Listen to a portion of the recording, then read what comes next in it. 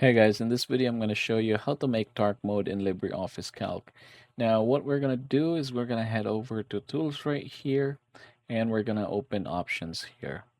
Next we're going to go ahead and look for appearance and we're going to look for LibreOffice themes.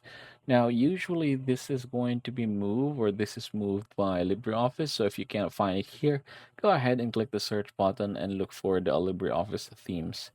Now that I found it, I'm going to set this to dark. Document background, I'm going to set this to dark as well, but you have the option to use light. And for the icons, you have to make sure that it's set as automatic.